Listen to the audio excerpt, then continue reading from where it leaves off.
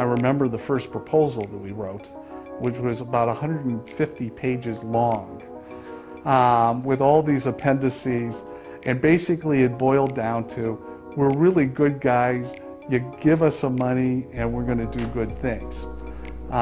We didn't get funded. While it was my dream, so many people have shared in it, and we are doing things that I never even dreamed of. When you think about the way the organization began, way back 31 years ago, and the vision at that point in time, if you'd asked Ed if he could imagine being where he is now and having done the things he's done, and looking at what 2006 and looking toward 2007, what's already in place, I think he would have to say, not a chance. When you look at what's happening in our community with people losing their homes and victims of predatory lending, Housing Advocates is a small organization now, but I think with big mission and big footprint, it can do nothing but grow. I think home ownership is something that's very important for a lot of people. And if there are some lenders who are on the fringe, or some unscrupulous landlords who are taking advantage of people who are trying to get that dream of home ownership, I think it's worthwhile to have an organization that looks out for those home buyers and make sure that they get dealt with fairly. You know, housing discrimination on all levels is just totally unacceptable. So I was very interested and very supportive of this organization. The Housing Advocates is a unique organization because it's so centered on helping people.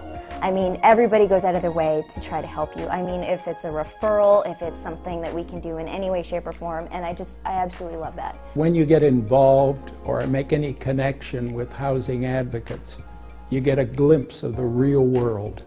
One of the first cases I worked on with Housing Advocates involved 14 different families who had purchased homes from a renovator who had purchased properties at sheriff's sale, slapped a coat of paint onto them, and then sold them as new houses. Oftentimes the people would show up at the house and find that there were still boards on the windows, and he would say, oh, don't worry, by the time you move in, all this is going to be fixed up.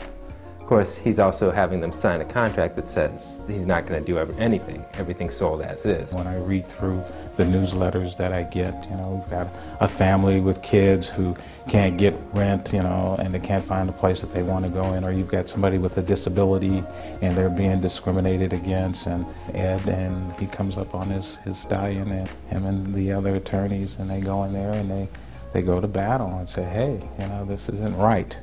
I mean, it's an injustice. I think the strength of Housing Advocates is they've worked in so many different areas where they have fought for years for fair treatment across the board. The HELP program, it's Help Eliminate Loans That Are Predatory. It's a new program, and what it is it's a refinance program. And what we deal with is specifically predatory lending issues. People call us from the Cleveland area. The HELP program is only for the city of Cleveland. And they call us, they've been what they consider victims of a predatory loan, and what we try to do is refinance them out of that loan. Ed and I had talked through over the last several years about doing something with mortgages, and then this opportunity presented itself with Fannie Mae. And what the program does is it partners with Fannie Mae and 4 of our local lenders to refinance folks who have received predatory loans or high interest rate loans when they didn't deserve them, and refinance them onto lower rates. The Homeownership Assistance Program is a program in collaboration with the City of Cleveland, and what we do is we interview clients who may have a predatory loan. We review their mortgage documents, and sometimes we review their homeowner insurance contracts, and we just want to help people out who may not be able to afford an attorney, who may have problems with their home mortgages. I provide outreach services to people in the community near the Harvard Community Center.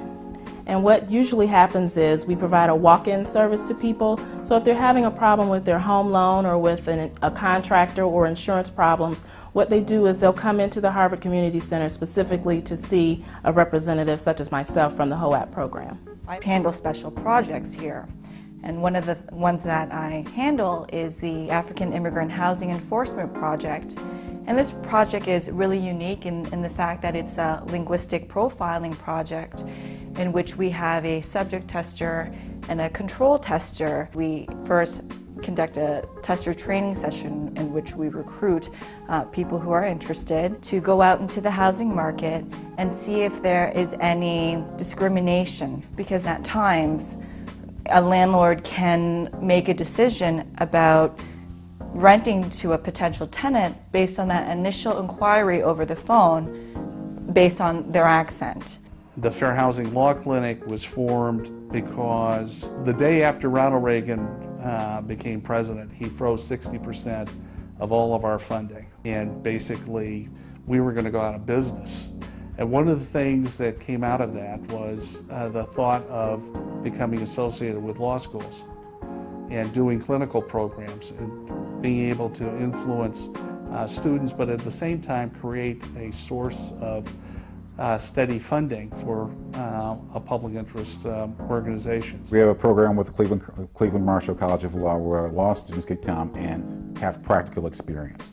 One of the things about law school is you really don't get a lot of the hands-on part of it. You get the theoretical part, you get the academic part, but the actual day-to-day, how does this work? How do you file this motion? You know, what does this look like? You know, what does litigation consist of?